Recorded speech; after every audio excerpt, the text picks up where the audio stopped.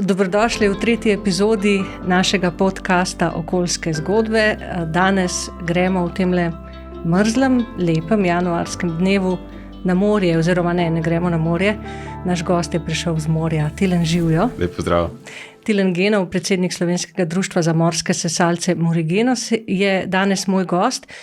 Govorila bova seveda o delu društva Morigenos in predvsem o tem, kako onesnaženje morskih ekosistemov vpliva na morske živali, predvsem sesalce, seveda, ker se Morigenos ukvarja s sesalci, pa tudi seveda na druge živali.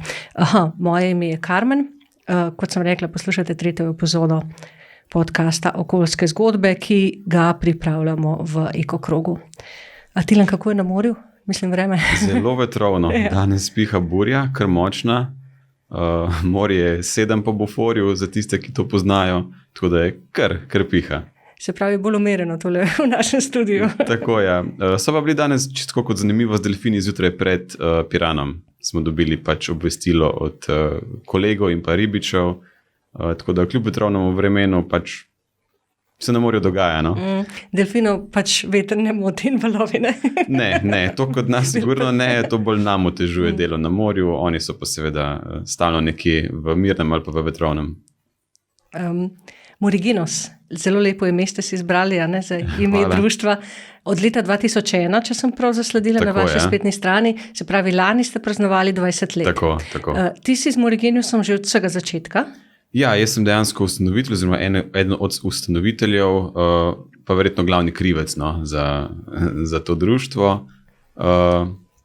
Bil sem takrat sicer star 17 let, ko smo ga ustanovili, tako da ja, sem od samega začetka zraven. Ja.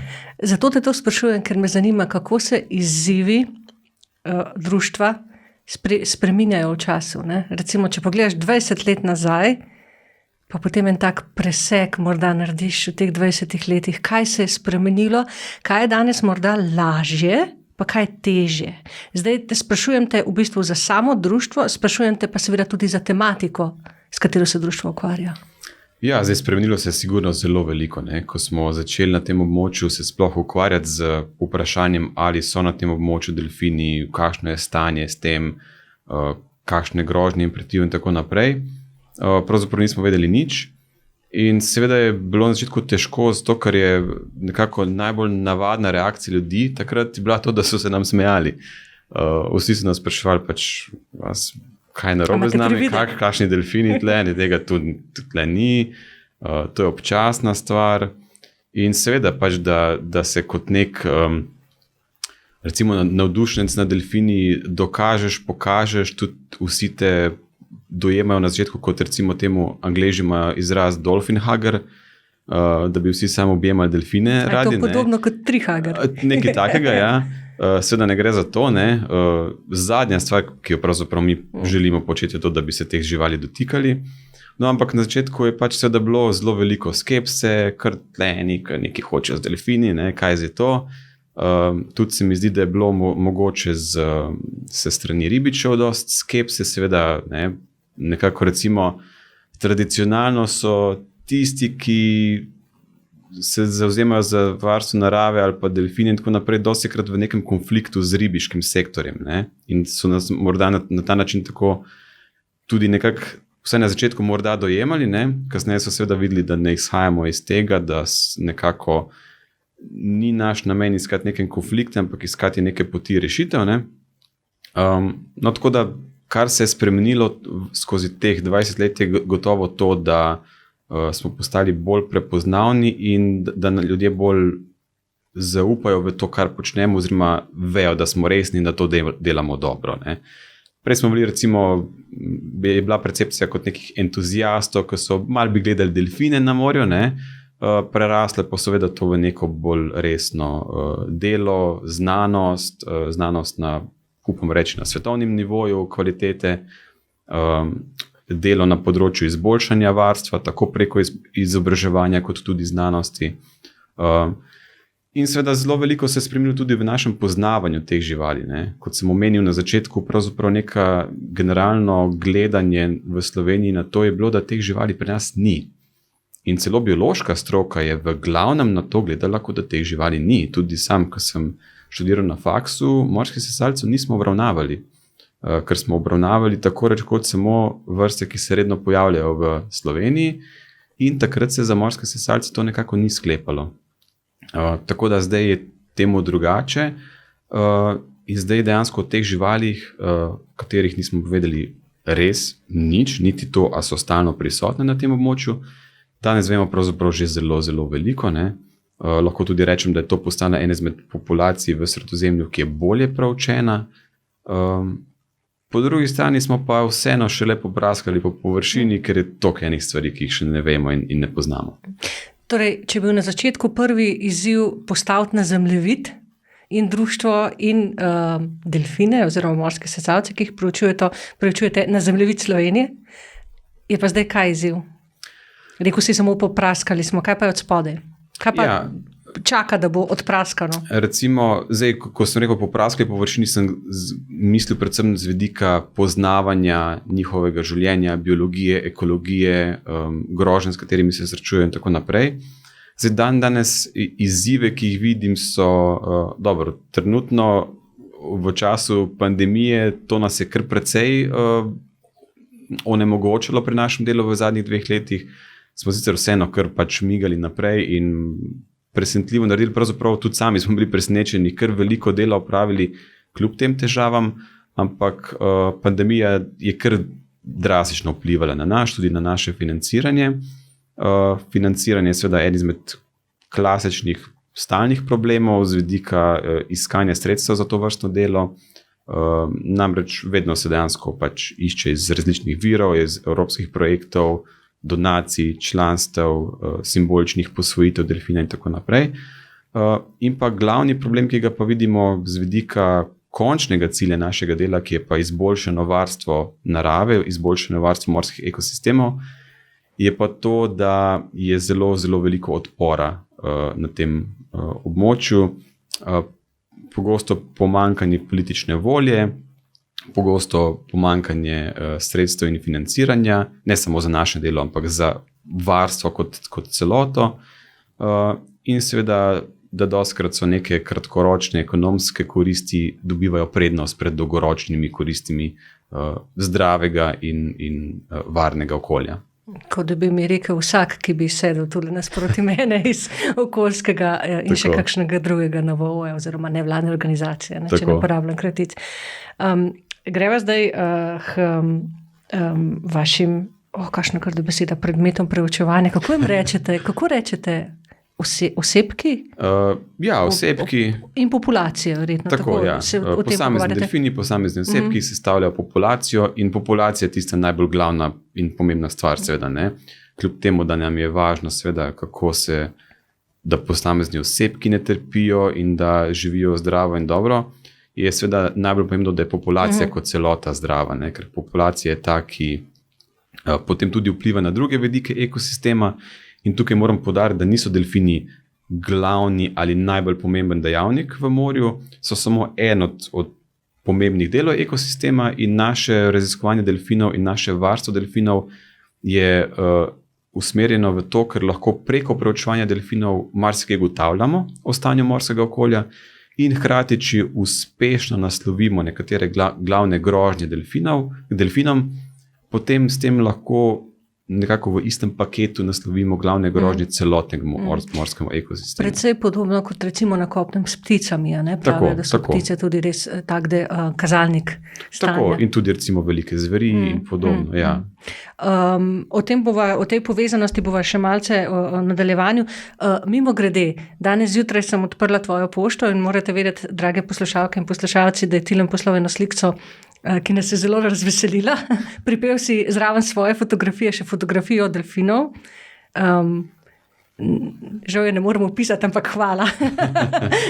Našo ekipo je zelo razveselila ta slika. Super. Bravo fotografu in bravo akterjem. Hvala lepa, hvala. Si ti fotograf? Ja, te fotografije sem jaz fotografija, ker veliko je mojih, ne vse, veliko je od mojih kolegov zelo dobrih fotografij.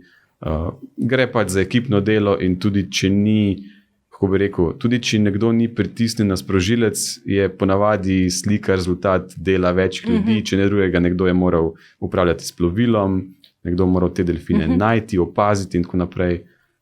tudi ogromno ljudi, ki nas obvešča o opažanjih delfinov, kot recimo lokalni ribiči danes zjutraj, nam dejansko zelo veliko pomagajo pri tem, da pridobivamo več informacij in tudi fajnih fotografij teh živali. Naj povem, da gre za fotografijo 2 delfinov pri igri in si mislim, da je to potem zelo, da se počutiš, kako rečejo Angleži, rewarded, ko ti uspe tak motiv ujeti. To je res, ja. No, greva nazaj, sva že zašla. Ne? Zdaj bom citirala oziroma prebrala en podatek iz raziskave Mednarodne zveze za varstvo narave, ki ste jo objavili decembra lani. Ocena stanja ohranjenosti vrst kitov in delfinov v Sredozemskem morju. 9 od 11 vrst, ki so redno prisotne v Sredozemskem morju, je na rdečem seznamu, 4 podpopulacije pa so kritično ogrožene in jim grozi izumrtje. To so tiste skale, ki jih velikokrat tudi mi, pač navadni smrtniki, vidimo, ne, te barve ogroženosti populacij. Kaj pomeni rdeči seznam, bi te najprej vprašala, in potem bi te vprašala, kakšno je stanje na območju, ki ga vi spremljate. Zdaj, rdeči seznam Mednarodne zveze za varstvo narave, oziroma IUCN, kratica v angleščini, je seznam, s katerim skušamo globalno ocenjevati stanje ohranjenosti različnih vrst, tako rastlinskih kot živalskih, kot tudi gliv in podobno. In glede na neke kriterije tega seznama, ki vključujejo dejavnike ogrožanja, velikost populacije, kako se je ta velikost populacije spremenila skozi zadnje, recimo 3 generacije ali pa zadnjih 30 let in tako naprej. Na podlagi tega se opredeli stanje posameznih vrst ali populacij znotraj teh vrst v nek rang ogroženosti, ki je lahko najmanj ogrožena, se pravi, da ne spada dejansko v rang ogroženosti, ampak je opredeljena kot najmanj ogrožena in s tem ni v neposredni nevarnosti izumrtja. Potem naslednji status je tako rekoč blizu ogroženosti, near threatened v angleščini. In potem imamo dejanske kategorije, ki so same kategorije ogroženosti, in te so ranljiva ali vulnerable po angleško, ogrožena ali endangered in pa kritično ogrožena oziroma critically endangered. In to stanje ohranjenosti se določa tako za vrste na globalnem nivoju, se pravi na nivoju vrste, in pa tudi za posamezne populacije znotraj vrste. Namreč, recimo v primeru delfinov, ki živijo pri nas, to je vrsta velika pliskavka, to je vrsta, ki je po celem svetu razširjena in globalno imamo določen status ohranjenosti, potem pa imamo seveda posamezne podpopulacije, naprimer Sredozemlje je dejansko neka enota zase, zato se na nivoju Sredozemlja potem dodatno ocenjuje, kakšno je stanje te vrste na tem območju. In isto velja potem za različne druge vrste kitov in delfinov oziroma drugih živali, na posameznih geografskih območjih. In zdaj, kar se Sredozemlja tiče, je stanje, bi rekel, mešano. Ni vse samo slabo. 2 vrsti, vključno z našo veliko pliskavko, sta bili recimo temu popredalčkani v nižji rang ogroženosti, se pravi, sta zdaj obravnavani kot najmanj ogroženi, kar je dobro, ker pomeni, da smo bodisi prešli v boljše stanje glede teh vrst, ali pa imamo zdaj boljše podatke, s katerimi smo lahko ugotovili, da je stanje boljše, kot smo prej mislili. Se pravi, ni nujno, da je prišlo do samega izboljšanja, lahko je prišlo tudi dejansko do boljših podatkov, kar je definitivno del razloga, zakaj zdaj vemo več. Ampak po drugi strani je pa kar veliko vrst ostalo na enakih nivojih ogroženosti. Recimo kiti glavači v Sredozemlju so bili že prej ogroženi in so ostali ogroženi. Se pravi, ni šlo na boljš in to je problem. Kar je pa še večji problem, da so nekatere vrste, recimo brazdasti kit, gre za edino vrsto vosatih kitov v Sredozemlju, stalno prisotnih v Sredozemlju, so bili prej opredeljeni kot ranljivi in so zdaj opredeljeni kot ogroženi, se pravi, šlo stanje na slabše. Mislim, da sem zdaj toliko je bilo teh populacij, skozi katere smo šli, da včasih malo pozabim, kera je šla v kero, ampak mislim, da sem prav povedal, da je glavač bil ogrožen in ne ostal in brazdasti kit bil ranljiv in šel zdaj v ogroženo. Lahko, da sem zdaj zamešal, pa da ravno pri teh dveh vrstah obratno, ampak toliko smo se zadnjih mesecih s tem sem pa tja obračali, da včasih kar malo človek pozabi. Nismo pa v bistvu začeli na začetku. Ne? Prvo vprašanje pri tem sklopu bi moralo biti, katero je pa območje, ki ga je v tej raziskavi pokrival Morigenos in ki ga sploh pokriva? Torej celotno Sredozemlje. Namreč mi smo aktivno sodelovali pri oceni dveh vrst, velike pliskavke in pa navadnega delfina. Drugi kolegi so sodelovali pri nekaterih drugih vrstah in ponavadi pri teh ocenah sodelujemo strokovnjaki z vidika posameznih vrst, ne? Bodi si za vrsto kot celoto, bodi si z vidika nekaterih posameznih aspektov te vrste, naprimer nekateri genetiki, ki so prispevali k boljšemu poznavanju genetike delfinov in kitov na tem območju, so sodelovali pri tem z tega vidika. Tako da mi smo sodelovali pri teh dveh vrstah. No. Velike pliskavke, ker je dejansko naša glavna ciljna vrsta, tako rekoč, ne, ker stalno živijo tukaj pri nas v Sloveniji. In pa navadnega delfina, ker smo se raziskovalno kar veliko ukvarjali z njim, tako pri nas kot tudi drugod. In ker gre dejansko za vrsto, ki je bila nekoč nekaj navadnega, kot že ime pomeni, ne, navadni delfin, ker so bili splošno razširjeni vse posod po Sredozemlju in tudi v Jadranu in tudi v našem morju. In so bili nekoč, saj sklepa se, celo bolj pogosti kot velike pliskavke. Danes pa to vrsto obravnavamo na nivoju Sredozemlja kot ogroženo, se pravi, ne gre dobro. Na nivoju Jadrana jih pravzaprav obravnavamo kot regionalno izumrle in jih praktično sploh ni več, oziroma se zelo, zelo redko pojavljajo. Tako da pri teh dveh vrstah smo mi sodelovali. Mi, ki sprašujemo, imamo zelo radi poenostavitve, ne? Črno-belo, zdaj ne biti jezen name. Je možno reči, da se v nekem delu Sredozemlja zadeve recimo občutno izboljšujejo, na nekaterem delu se občutno poslabšujejo? Ali je to preveč? Da razmislim. Ne, vprašanje je dobro, ker je dostikrat tako. Ne? Spravi, kot sem že omenil, za globalno populacijo ene vrste, ne? Naprimer navadnega delfina, globalno je ta vrsta najmanj ogrožena. Nas ne skrbi, da bi ta vrsta kot vrsta izumrla. Ampak v Sredozemlju nas pa zelo skrbi za to, da bo, glede tega, da bo ta vrsta iz Sredozemlja izumrla, ne? In jih ne bo več v tem velikem delu morja, ne? In to je problem. Tako da je definitivno vprašanje na mestu in so tudi posamezne populacije pod zelo različnimi pritiski, ne? Recimo pri nas v Tržaškem zalivu gre za eno izmed najbolj obremenjenih območij v Sredozemlju, ker imamo tako turizem, ribištvo, ladijski promet, dve veliki luki, industrijo, še dejavnosti na morju, ki dejansko delujejo na živali in na njihov ekosistem kumulativno in sinergistično. Se pravi, da je dejansko vsota vseh njihovih vplivov, ne pa samo, da bi rekli, samo ribištvo je problem ali pa samo nesnaženje je problem in tako naprej. Ne. Tako da tukaj je kar veliko pritiskov teh kumulativnih. Nekje drugje v Sredozemlju je morda določenega tipa pritiska manj, naprimer sploh ni ladijskega prometa ali pa je tega zelo malo, je pa morda velik pritisk ribištva ali obratno. Ne? Obstajajo nekatera območja, ki so pol zaprta, kjer je ribištva razmeroma malo, ladijskega prometa sploh ni, so pa pod velikim pritiskom kemičnega onesnaženja, ker je cirkulacija vode slaba, ker so plitva območja, ker je veliko dotoka rek, ki prinašajo različna hranila, različne nutriente in tudi različna onesnaževala. Tako da ja, stvari so zelo različne po različnih delih in za različne vrste. Ne?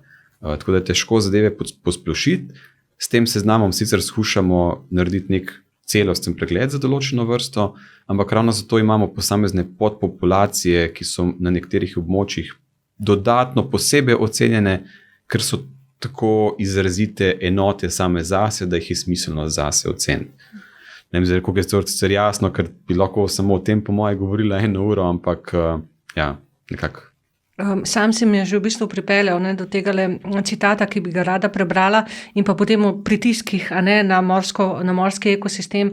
Tule je en podatek iz leta 2020, 93% evropske morske površine pod različnimi pritiski, kar pomeni praktično ni morske površine, kjer ne bi bilo določenega pritiska. Ampak predtem bi jaz rada tole še prebrala, ker mi je bilo res zelo všeč. Pomagal si mi s priimkom prej ustanovitelj raziskovalnega inštituta TETIS, Giuseppe Notarbartolo di Sciarra. Tako. Je ob tej raziskavi, ki sva jo prej omenjala, povedal tole, malo daljši citat je. Zaščita vrst in populacije je seveda izjemnega pomena, vendar ne bi smeli biti zadovoljni zgolj s tem, da njihova številčnost zaradi varstvenih prizadevanj postane stabilna. V čem je smisel živalim dovoliti preživetje, če preživetje pomeni, da se morajo nenehno boriti, da bi se izognili utopitvi v mreži, da jih ne seseklja propeler plovila, da se izognejo oglušitvi zaradi podvodnih zračnih topov ali boleznim zaradi zaužitja strupenih kemikalij ali mikroplastike. Naša naloga bo končana šele, ko bomo vedeli, da živali dobro uspevajo v okolju, v katerem so se skozi evolucijo razvile. Krasno se mi zdi, ker govori o dobrobiti živali. Tudi, eno tako. Je populacija obstane, drugo pa je, da se ne treba boriti za obstanek v tem najbolj, ne vem kakšnem smislu, najhujšem možnem smislu, ki smo ga povzročili ljudje. Tako je. Ne narava sama. In to je dober primer, da imamo pri delu z živalmi dva koncepta, varstvo in dobrobit. In nista enaka, nista ista. Dostikrat ljudje mešajo dobrobit živali z varstvom živali. Z vidika varstva je, kot so prej omenila, populacija pomembna enota, z vidika dobrobiti je pa posamezni osebek pomemben. Zdravje. In oba aspekta sta pomembna, ni da en pomemben, drugi ne. Pomembno je samo, da se zavedamo, da nista eno in isto. Pa verjetno je, si predstavljam, varstvo predpogoj za dobrobit, skoraj da? Lahko bi se tudi reklo, da je tudi obratno, da je dobrobit posameznika pomemben za učinkovito dolgoročno varstvo, in zelo veliko raziskav trenutno je usmerjenih v to, kako izboljšati dobrobit za izboljšano varstvo. Tako da sta zadevi neposredno prepleteni. Torej ta podatek o 93% evropske morske površine pod pritiski, sam se jih že naštel, naj jih ponovim. Pomanjkanje plena, degradacija habitata oziroma življenjskega prostora, naključni ulov ribiške mreže, podvodnih rub, kemično in plastično onesnaženje ter podnebne spremembe. Tule med temi pritiski sicer ni turizma, se mi zdi, da bi tudi... Zato, ker je turizem en izmed faktorjev, ki vpliva na mnoge od teh. Recimo podvodnih rub je en izmed pomembnih. In onesnaženje. Tudi onesnaženje. Tako da je dejansko faktor, ki vpliva na nekatere od teh glavnih groženj, tako rekoč. Sam si rekel, vsi ti pritiski medsebojno pomnožijo svoje učinke, ker ne obstajajo sami po sebi. Raziskava, ki sem jo brala, pravi, da je najhuje v Severnem in Baltskem morju, in potem je našteto že tudi Sredozemlje. Kako je pa pri nas? Zdaj glede česa? Generalno? Generalno. Pa bova šla potem posebej. Tako bom rekel, zdaj dostikrat, stanje ni idealno, daleč od tega, ampak hkrati bi rekel, da ni katastrofalno. Se mi zdi, da Slovenci zelo pogosto na naše morje gledamo kot, to je vse umazano, to je vse onesnaženo, to nič tle ne živi. To je daleč od resnice. Slovensko morje je izredno bogato z pestrostjo. Kolegi iz Morske biološke postaje so to dostikrat enačili kot za neko Noetovo barko, v smislu, malo vsega imamo, ampak veliko različnih stvari. In tudi čistoča morja pri nas ni slabša kot, v večini delov Hrvaškega morja. Gre pa za to, da je severni Jadran in sploh Tržaški zaliv že naravno bolj bogat tako z nutrienti, kot tudi z fitoplanktonom. In so zato nekatere stvari, kot je na primer motnost vode, ki nam morda estetsko ni tako fajn kot bistra voda, odraz tega, ne pa nujno onesnaženosti. Se pravi, motna ali pa zelenkasta ali pa celo rjavkasta voda sama po sebi ni nujno onesnažena. In ravno tako imamo lahko izredno čisto, bistro vodo, ki je pač strupena za življenje. Primer Velenjskega jezera, to bil kar nekaj let nazaj, takrat, ko je bil pH, če se prav spomnim, tako visok, tako bazična je bila voda v Velenjskem jezeru, da tam ni nič živelo, zaradi tega odlaganja pepela in zdaj se ne spomnim več, kako točno je to šlo, ampak voda je izgledala fantastično, turkizno, bistro, vabljivo za kopati. Tudi na Bledu se to dogaja, naprimer, turkizni Bled. In včasih ljudje malo mešamo koncepte, kaj je onesnaženje in kaj ni. Tako da z tega vidika bi rekel, da stanje v Slovenskem morju ali pa Tržaškem zalivu ni katastrofalno in da je pravzaprav zelo veliko bogatosti življenja. Že naši delfini so en primer tega. Če ekosistem ne bi bil zmožen podpirati ene razmeroma velike populacije velikih plenilcev, na tem območju živi okoli 150 do 200, potem jih ne bi bilo tukaj. In dejstvo, da so tukaj, je en pozitiven znak, da si našega morja še nismo zapravili in da ga je vredno ohranjati. Ampak seveda, so problemov je veliko in to, kot sem rekel, daleč od katastrofalnega, ampak daleč od idealnega. Kot sem te na začetku vprašala, me tudi zdaj zanima trend. Glede onesnaženja. Zdaj, glede onesnaženja bi jaz težko komentiral glede trenda, ker to ni glavno področje našega dela. To, kar smo recimo mi spremljali, je bilo onesnaženje določenih kemičnih spojin oziroma njihova prisotnost v tkivih delfinov. Tako da o tem imamo kar dober pregled in vemo, da so ta vsebnosti tako imenovanih PCB spojin, polikloriranih bifenilov, v delfinih precej visoke, ampak ne moremo tega primerjati z 20-30 let nazaj, ker takrat mi nismo delali še na tem področju, tako da ne moremo tega primerjati. Kar se pa tiče nekih drugih kazalnikov onesnaženja, so pa drugi ljudje verjetno boljši naslov za to. Recimo nekateri raziskovalci spremljajo določene kemične spojine v školjkah, v sedimentih in tako naprej, v sami vodi. Tako da to, če se ne motim, Agencija Republike Slovenije za okolje spremlja, kolegi iz Morske biološke postaje so nekatere od teh zadev spremljali. Tako da odvisno, na kater aspekt onesnaženosti gledamo. Ko greš ti na morje s čolnom, delfinom, to me zanima, kaj vidiš s prostim očesom? S prostim očesom bi rekel, da je več sprememb znotraj leta, kot pa med leti. Aha, zaradi tokov? Zaradi tokov, zaradi pritiska ljudi, zaradi pritiska turizma. Recimo, nekaj, kar sem opazil, da se je generalno bistrost vode izboljšala v letih, odkar mi delujemo na tem območju, ker ko smo začeli, je morda bila neka povprečna vidljivost pod vodo, bi rekel recimo približno 5 metrov. Nekaj takega. Lani, februarja, smo imeli tako vidljivost, ki je še nikoli nisem tukaj videl. Govorimo 20 in več metrov vidljivosti pod vodo, kar je, vsaj za moje pojme, na tem območju bilo nepredstavljivo. Tako da, ampak se pravim, veliko več nekih sprememb z vidika, koliko plastike na morju opazimo in tako naprej, bi rekel, da je več variabilnosti znotraj leta, kot pa med leti. Nekaj, kar pa se je definitivno spremenilo v zadnjih 2 letih, je, da na morju opažamo zelo veliko več mask, zaščitnih mask zaradi COVID-a, ki jih ljudje pač bodi si neposredno vržejo v morje ali po tleh, pa jih potem odpihne v morje, ali pa jih sicer odložijo v koše za smeti, mogoče nekoliko brezbrižno. Te koše so morda že malo napolnjeni z ostalimi smetmi, potem se mi zdi, da radi pač, dobro, bom pač tle na vrh dal, brez da bi razmislili, da to tam ne bo ostalo, da bo to veter raznesel, da to lahko ptice raznesejo in zelo veliko tega najdemo na obali in pa na samem morju, na terenu.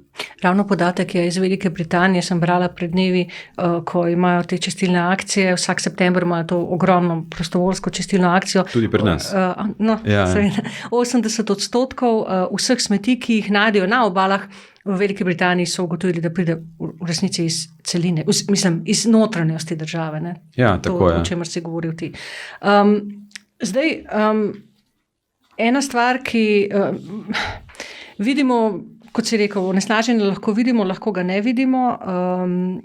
Plastika, o kateri bomo v nadaljevanju govorila, je seveda velik problem lahko za morsko življenje, ampak vseeno bi te pred tem vprašala še nekaj besed bi rekla o podnebnih spremembah in njihovem vplivu.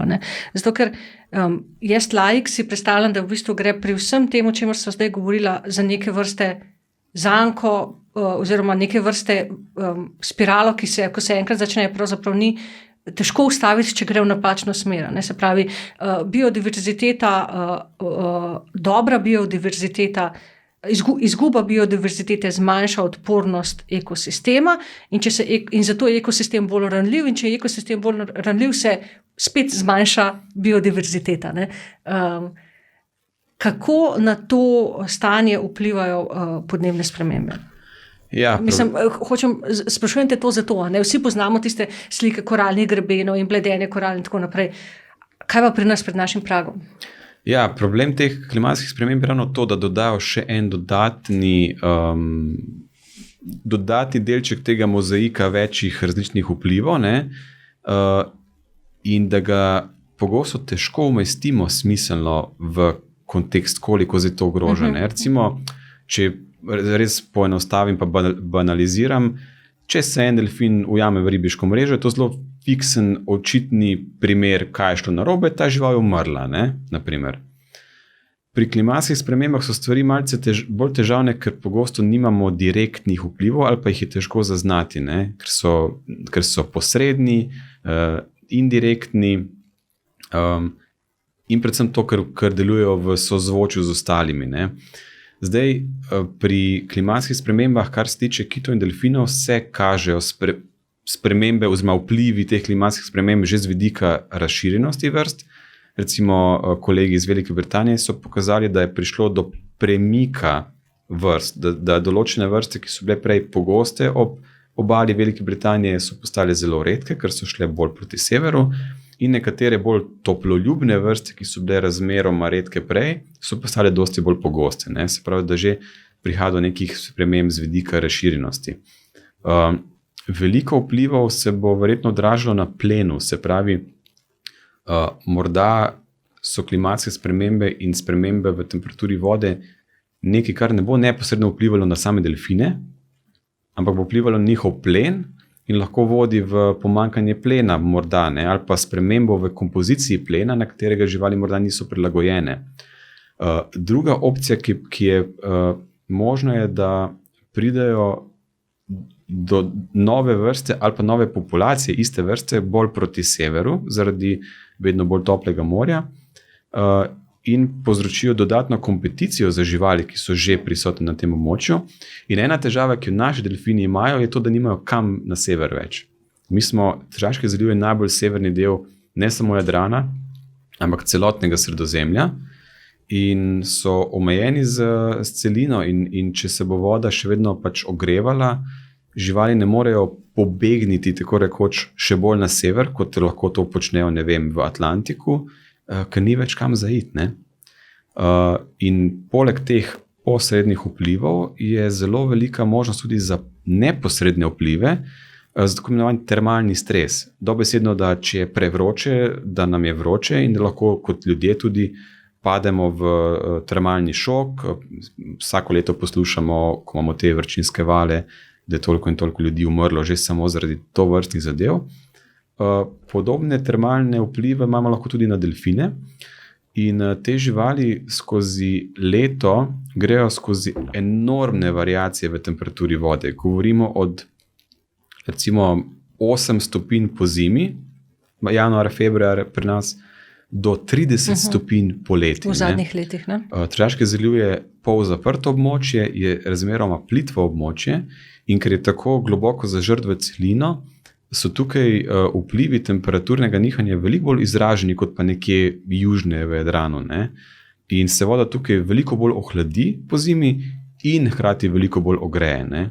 Tako da te živali skozi leto res grejo skozi enormne razpone temperatur in dejansko ne vemo, kako bo to na dolgi rok vplivalo. Če se bo voda še ogrevala v poletnem času, ne vemo, do kolikšne mere bodo živali to lahko dejansko tolerirale z vidika njihove fiziologije, ne, in delovanja telesa in tako naprej. Ampak verjetno zaenkrat učinkov še ne morete, zdajšnjih učinkov. Da bi jih lahko izmerili, ne. To je nekaj, kar se bo kazalo na dolgi rok, pa še to zelo težko je meriti.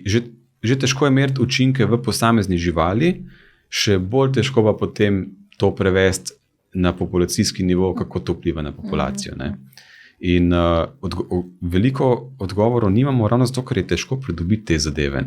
Doskrat ljudje malo mislijo, da, da če se ukvarjajo z delfini, potem pa valjda lahko ful stvari ugotovijo te živali, pa vse vejo. Veliko stvari je zelo težko ugotoviti in to so živali, ki jih je generalno gledano težko proučevati.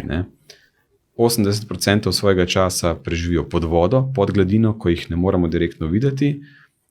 Živijo na različnih oddaljenostih od obale, od par metrov včasih do par 10 kilometrov. Rabiš plovilo, da prideš do njih, da jih lahko spremljaš. Odvisni smo od ugodnega vremena. Če je burja, kot je danes, jih ne moramo biti na terenu. Tako da je te živali ni lahko preučevati. In zato je tudi težko priti do nekih včasih zelo jasnih odgovorov. Včasih ja, včasih pa ne. In to je del znanstvene negotovosti, ne samo pri našem delu, na splošno. Tudi pri pandemiji, covidu in cepivih je tudi imamo znanost, vemo veliko stvari, ampak veliko stvari ne vemo. Veliko je znanstvene negotovosti in to ni slabo. To ne pomeni, da znanost ne deluje ali pa znanost ne funkcionira. Pomeni samo, da se moramo zavedati, da veliko stvari pač še ne vemo in da znanost dela na principu, da to negotovo zmanjšujemo skozi čas. Se pravi, znanost se sprašuje, niti slučajno pa ne ve vsega. Ker tako. Potem ne bila znanost, če se ne bi spraševala. In naš namen in naloga kot znanstvenikov je, da stalno dvomimo v svoje pretekle izsledke in skušamo dodatno jih potrditi ali pa ovreči, Zdaj pa drugi del najinega pogovora, plastika. Namreč Morigenos je podpornik naše kampanje Zaprimo krog, katere cilj je uvedba kavcijskega sistema za embalažo pijač v Sloveniji. Mislim, da glede na to, s čim se srečujete pri svojem delu, je to pravzaprav tako logično da podpiraš take rešitve. Zdaj, ko govoriva midva o plastiki, jaz sem razdelila vidno in nevidno plastiko, zdaj, to je čisto taka laična razdelitev. Čisto primerna razdelitev. Vsi smo se že srečali na obalah z spet embalažo pijač, plastenkami največkrat. In bi najprej rekla nekaj o tej vidni plastiki. Nevidna plastika je pa tista tako imenovana mikro- in nanoplastika, pri kateri še veliko stvari neznanih, ampak nekaj pa gotovo že. Vidna plastika, vsi poznamo te posnetke živali, ki so se zadušile, nekatere živali želve zamenjajo plastiko za meduze, a imam prav? Ali je to mit? Pri nekaterih vrstah se sklepa, da to dejansko drži. Ne nujno za vse vrste, ker se različne vrste želv tudi z različnimi organizmi prehranjujejo. Ampak ja, je zelo veliko zaužitja plastike pri želvah. Ja. In poznamo te slike grozne živali, ki se zadušijo zaradi tega ali na kakšen način poškodujejo. Mene zanima tole, ali je najprej bom te tako vprašala, pri živalih, ki jih vi spremljate, pri delfinih, koliko se te stvari dogajajo? Pri velikih pliskavkah na srečo zelo malo. Verjetno je več faktorjev, ki na to vplivajo. Velike pliskavke so tako imenovana obalna vrsta delfinov, ki živijo razmeroma blizu obal ali v razmeroma plitvih vodah. Ko rečem razmeroma, mislim tam do 100-200 metrov, ker globoke vode pojmujemo kot 1000, 2000, 3000 in tako naprej.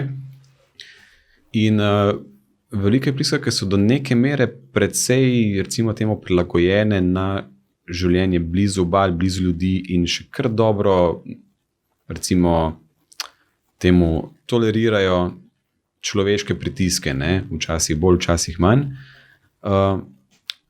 In morda je to del razloga, da razmeroma malokrat vidimo zaužito plastiko pri velikih pliskavkah. Se dogaja, ampak ni nek zelo velik delež živali, ki bi poginili zaradi plastike.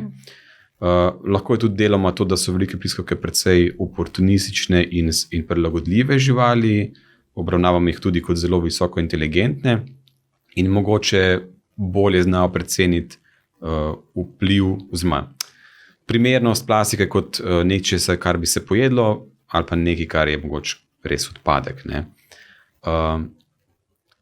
In pri tej vrsti razmeroma malokrat vidimo neke vplive. Ne?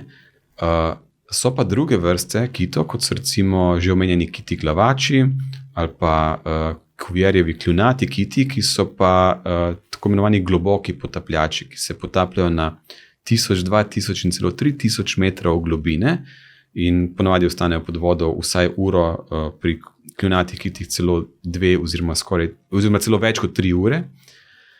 In te živali se pogosto prehranjujejo na morskem dnu in v popolni temi. In pri teh vrstah videvamo večje, ne mi kot mi pri nas v Sloveniji, ampak mi kot globalno raziskovalci kitov in delfinov, veliko več primerov tega, kot pa pri velikih pliskavkah. Mehanizmi niso popolnoma še jasni, ampak morda je del tega, ker se živali prehranjujejo pri dnu in dostikrat rijejo po dnu za svojim plenom.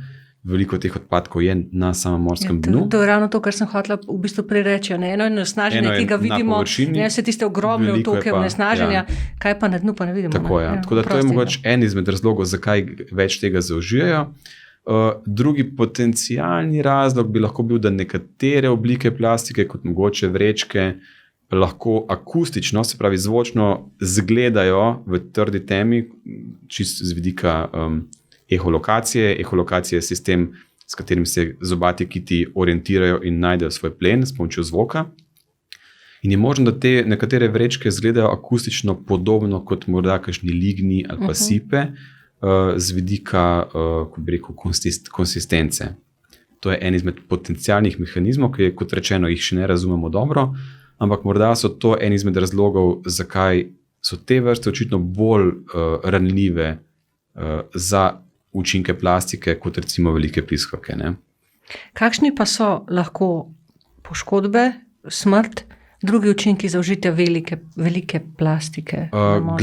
Glavni učinki so, da dobesedno zamaši prebavni trakt, prebavne poti, bodi si črevesje, bodi si želodec, v nekaterih primerih lahko že sam požiralnik.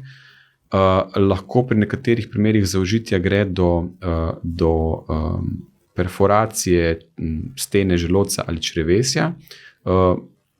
Poznamo prav primere, kjer je prišlo do smrti, zato ker je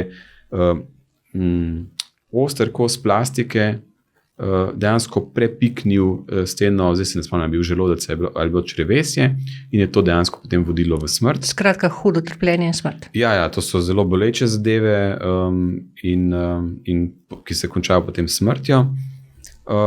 Včasih so učinki lahko zunanji, se pravi, da si žival zaplete v neko plastiko, ne nujno, da jo zaužije, ampak se zaplete in lahko potem ta plastika bodi si onemogoča gibanje, bodi si pogosto se dogaja pri morskih sesalcih, tako pri delfinih, še bolj pogosto pa pri tjulnjih, da se ujamejo v neko plastiko, kot recimo tisti six-pack rings, ko so pri nas sicer več nimamo, ampak tiste plastične, ko se six-packe da dejansko, da držijo skupaj te piksne.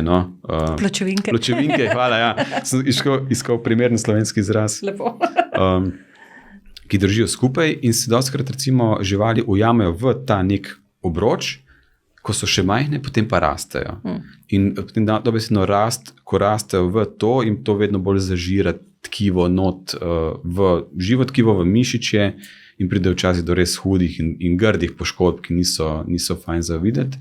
Tako da so učinki res različni, kar se teh makro odpadkov tiče.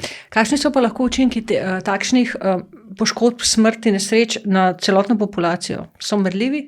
To je zelo dobro vprašanje in ravno to je en izmed tistih stvari, ki sem rekel, da slabo poznamo učinke na posameznika, še teže potem to prevesti, kolikšen delež umrljivosti je zaradi tega na nivoju populacije. Ker mi lahko včasih, drug problem je ta, da se najde recimo mladega glavača, ki je bil poln plastike. Ne? In kaj zdaj? A je to bil nek čuden primer, nek redek primer, nek freak primer, ne? Ali je to nekaj, kar se dogaja pogosto, pa samo tega ne vemo. Ne? In potem je včasih celo težko vedeti, kaj je prišlo prej. Ne? Recimo, en izmed tipičnih teh, recimo neke povratne zanke je naleti hitrih ladij na velike kite in potem zaužitje plastike. A je žival najprej zaužila plastiko in je to oslabelo, zaradi tega, ker dejansko iz tega ni dobila nobenih hranil in je vedno več te plastike zaužila, vedno težje se je premikala, vedno manj energije in jo je na koncu zadela ladja in je bilo plastika najprej, ladja kasneje. Ali je bilo obratno, ali je kita zadela ladja, zaradi oslabljenosti ni mogel več normalno loviti in je potem, ne vem, požrl dobesedno vse, kar mu je prišlo naproti in je to bilo veliko plastike. In pri pregledu mrtvih oziroma pri poginulih živali včasih lahko stvari razločimo, kaj je bilo prej, včasih pa ne moramo. Ne? In imamo lahko dejansko žival, ki je več kot očitno bila poškodovana zaradi naleta ladje ali pa zaradi udarca propelerja in ima hkrati poln želodec plastike. Ne? Včasih je zelo težko vedeti, kaj je bil primarni razlog. Hkrati kombinacija vseh vplivov, o čemer si na začetku že govoril. Ja, zapleteno. Plastika, drugi del je pa mikroplastika, nanoplastika. Spet podatek, ki me je res šokiral. V katerih področjih oceanov svetovnih je 6-krat več mikroplastik kot planktona. A je to možno? Ne vem, sklepam, da na nekaterih območjih verjetno ja. Ker tudi vemo, da pač količina planktona je zelo različna po različnih območjih na svetu. Ne bi si upal kaj več komentirati, ker ni to direkt moje področje dela, ampak si predstavljam, da je ker mikroplastika možno. Je povsod. Ja. Pa preden spet začneva malo bolj natančno govoriti, ne? Seveda mikroplastika so delci manjši od 5 mm. Je ne ta... Ja, zdaj... Ja. Čisto po pravici povedano, da se ne spomnim, kje je ločnica, tudi se potem za različne potrebe so seveda različne meje, kaj definiramo kot mikro, makro in tako naprej. Ampak generalno gledano delci, ki niso več v nekih kosih, ampak so res delci, ki jih bodi si komaj vidimo s prostim očesom ali pa sploh ne vidimo, tako je. In tule je tudi, seveda so razlage, jaz ne bom preveč brala, da obstaja primarna mikroplastika, to je tista, ki je bila uporabljena recimo pri čiščenju odpadnih voda in neke vrste peleti bi rekla temu. In potem ta sekundarna mikroplastika, ki nastane z razpadom plastičnih izdelkov.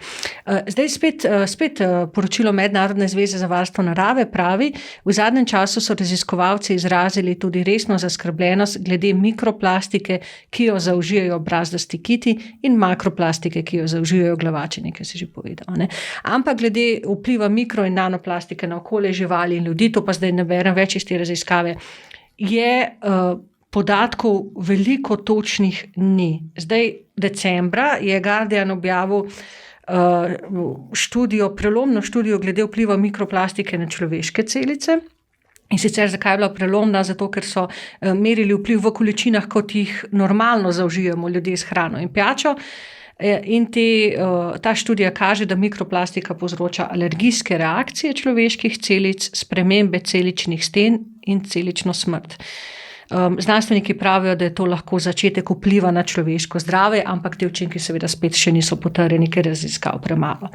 Zdaj, glede na to, da smo v morju kiti in delfini na vrhu prehranjevalne verige in na kopno smo ljudje na vrhu prehranjevalne verige in vemo, da se snovi, ki pridejo v telo z mikroplastiko akumulirajo.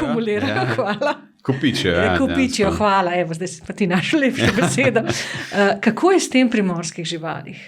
Oziroma sesalcih. No, zdaj, sklepa se, kot so omenila, že pri ljudeh se ogromno tega še vedno ne ve, ne? Pri kitih in delfinih še toliko manj vemo, ne? Ker je to toliko teže proučevati, ampak vemo, da del te mikroplastike pride v živali preko plena, se pravi, delfini lahko seveda zaužijo mikroplastiko preko rib ki so zaužile to mikroplastiko, ali pa preko rib, ki so zaužile manjše ribe, ki so zaužile plankton, ki je zaužil to plastiko. Ne.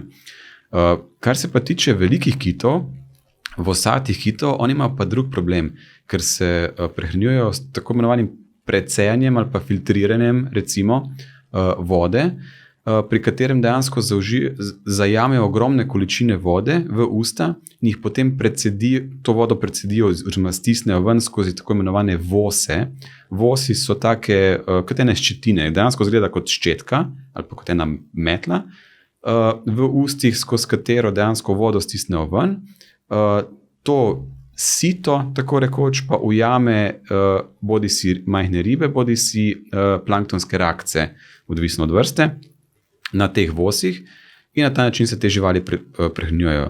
In v primeru mikroplastike to pomeni, da dejansko zaužijo tudi ogromne količine mikroplastike, ker to sito ne ujame samo majhnih rakcev in planktonskih rakcev, ampak ujame tudi mikroplastiko in delce plastike. Ne.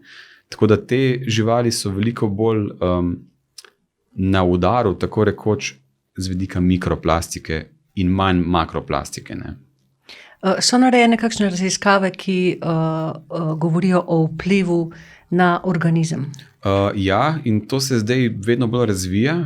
Pravzaprav naši kolegi iz Italije so v Ligurskem morju kar dosti spremljali prisotnost mikroplastike v teh kitih oziroma gostoto mikroplastike na območjih, kjer se te kiti prehranjujejo.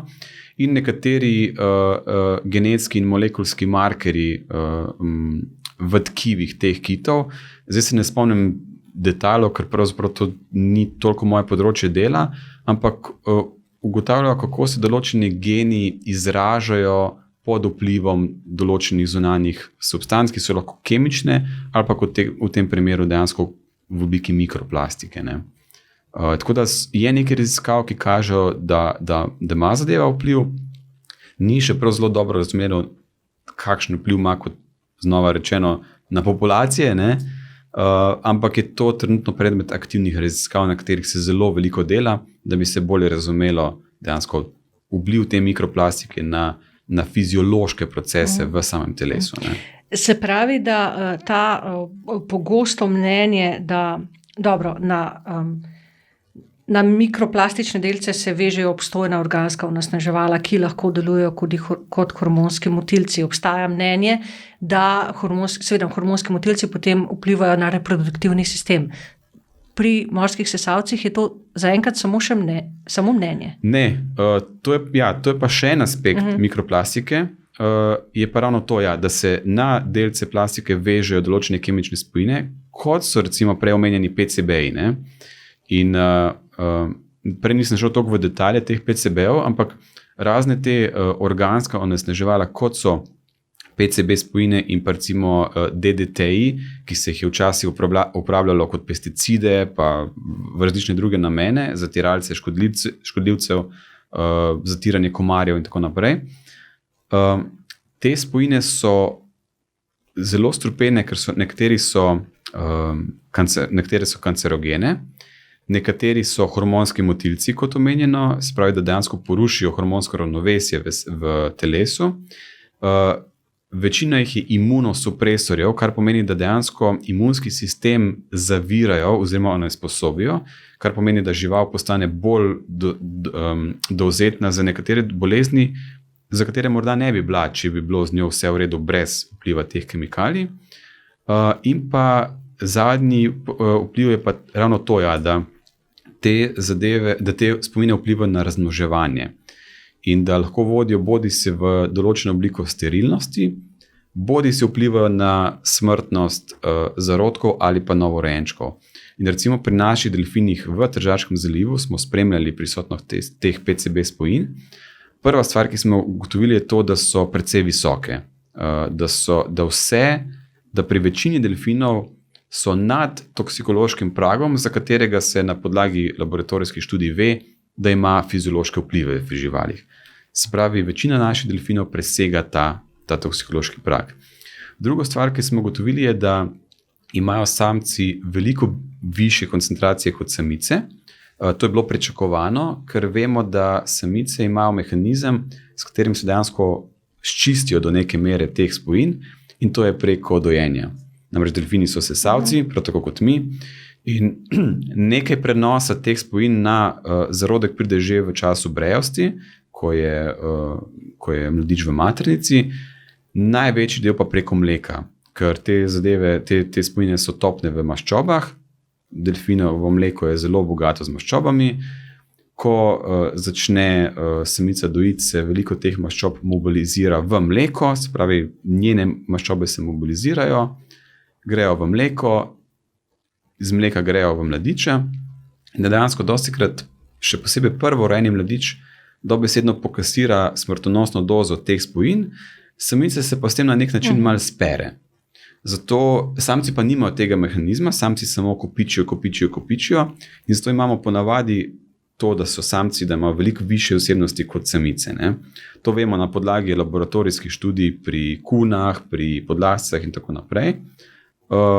Ni pa tako zelo pogosto, da lahko to pokažemo, da se dejansko dogaja pri prosto živeči populaciji delfinov, kot da smo bili kar ponosni na to, da smo to dejansko lahko pokazali. In zadevo smo dodatno potrdili tudi s tem, ker smo primerjali samice, ki so že imeli mladiče, in samice, ki še niso imeli mladičev. In tiste, ki jih še niso imele, so imele bistveno više vrednosti kot tiste, ki so jih že imele, ker so se te že lahko vsaj enkrat sčistile, tako rekoč. Ne? No, problem teh PCB-ov je to, da lahko vodijo v slabše zdravje živali, še posebej samcev, ki se tega ne morejo rešiti. Pri samicah pa vodi v povečano smrtnost njihovih mladičev in lahko to potem bodi si vodi v upad populacije, bodi si zavre morebitno okrevanje populacije pri kakšnem katastrofičnem dogodku. Recimo, da pride do nekega naftnega razlitja v Tržaškem zalivu, da polovica živali v naši populaciji pomre. Težava PCB-ov je ta, da zavirajo razmnoževanje in da lahko preprečijo, da bi si populacija opomogla, tudi če bi si sicer lahko. Tako da so vse te zadeve spet tako povezane, kemično onesnaženje z tem plastičnim onesnaženjem. V bistvu je tako, mi dva govoriva o mikroplastiki, ampak zdaj, ko te poslušam, vidim, da govoriva o dveh zadevah. Govoriva o mikroplastiki kot o prenašalki in o mikroplastiki per se, kot neposrednemu vplivu. Za katero pa so se zadeve pri kateri so se pa zadeve oziroma raziskave v bistvu šele začele. Tako. Ampak povezano je pa toliko, če je pa več mikroplastike v morju, je pa tudi več prenašalke teh spojin. Tako, potencialno, ja. Tako da spet smo pri nekem začaranem krogu. Definitivno. Še eno zadnjih vprašanj. Kako, čisto na začetku si ti sam rekel, v ekosistemu morskem je vse povezano. Kako vse te posledice, ki sva jih zdaj naštela, da ne bova tako črnogleda, seveda sam si rekel, stanje ni tako slabo. Ampak kako te vse posledice, govorila sva o podnebnih spremembah, govorila sva o plastičnem onesnaženju, o kemičnem onesnaženju, o drugih pritiskih.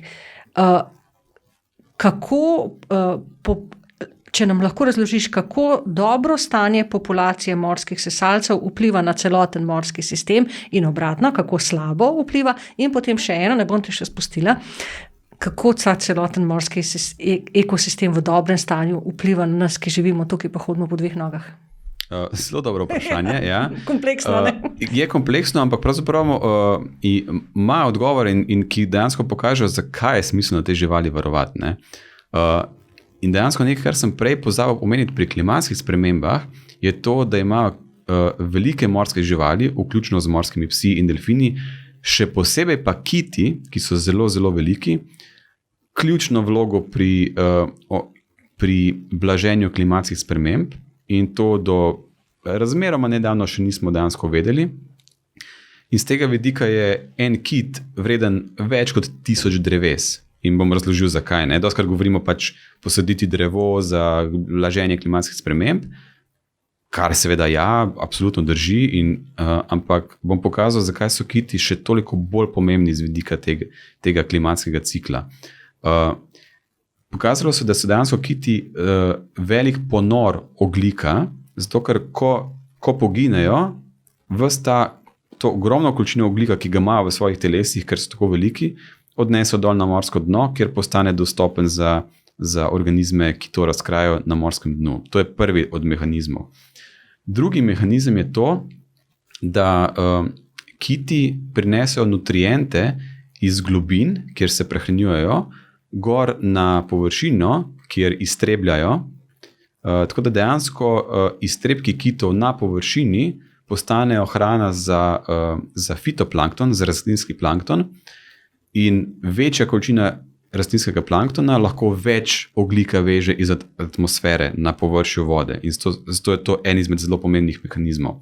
Drugi pomembni mehanizem, spravi, to je bila ta vertikalna migracija, dnevna kitov, ko se prehranjujejo v globinah in grejo potem gor.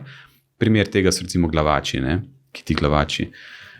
Drug mehanizem so pa recimo vosati kiti, ki pa delajo te dolge migracije sezonske med polarnimi območji, kjer se prehranjujejo, in tropskimi območji, kjer se razmnožujejo. In te kiti prinesejo iz območij, ki so bogate s hranili, recimo okoli severnega pola in okoli južnega pola, prinesejo hranila v obliki, tam jih zaužijajo svojo hrano in s tem prinesejo dejansko hranila potem, ko se selijo proti ekvatorju v ekvatorialne vode, ki so sicer veliko bolj revne z nutrienti in s tem tudi z fitoplanktonom, ker tam še vedno iztrebljajo, s tem naredijo dostopne te nutriente fitoplanktonu tam, s tem lahko fitoplankton bolj uspeva in tudi tam potem dodatno veže ogljik iz atmosfere. Sprav, to je drugi sistem in kot že omenjeno, ko poginejo, veliko tega odnesejo dejansko dol s sabo. Tako da en izmed... Pravzaprav, kot bi drevesa hodila, če te lahko. Dejansko, ja. In tudi, ker so tako enormni, tako ogromni, je to toliko bolj pomembno. In se je pokazalo, da s tem, ko smo zdesetkali populacije kitov s kitolovom v preteklosti, smo si dejansko res plunili v svojo lastno skledo, ker je zdaj cel sistem manj odporen na vplive klimatskih sprememb, kot če bi teh kitov bilo toliko, koliko jih je bilo na začetku. In zato dejansko en izmed glavnih stvari, ki jih lahko naredimo za blaženje klimatskih sprememb, in to ne govorim zato, ker se pač ukvarjam s temi živalmi v smislu, moja žival je najbolj pomembna, ampak je dejansko to res en izmed najboljših stvari, ki jih lahko naredimo, da izboljšamo varstvo kitov, ker pomagajo pri tem ogljičnem ciklu.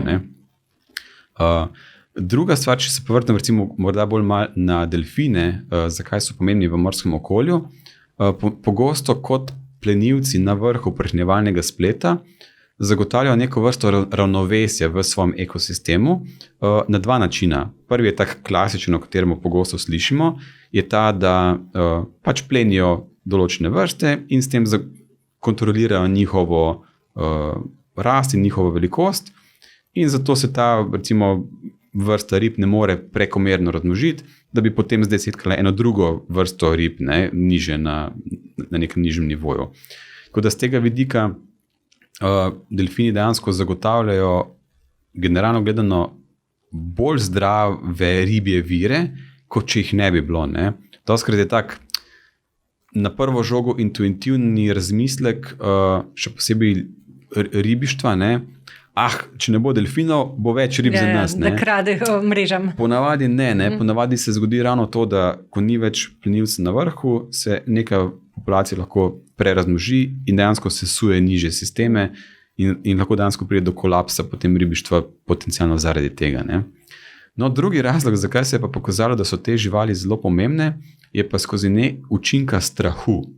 Poznamo nekaj, čemu rečemo ekologija strahu, ker se je pokazalo, da plenilec v svojem okolju vpliva na ekosistem ne samo s tem, da direktno upleni določeno vrsto, ampak vpliva na to, kako se ta vrsta vede, ker je to vrsto strah, da jo bo ta plenilec pojedel.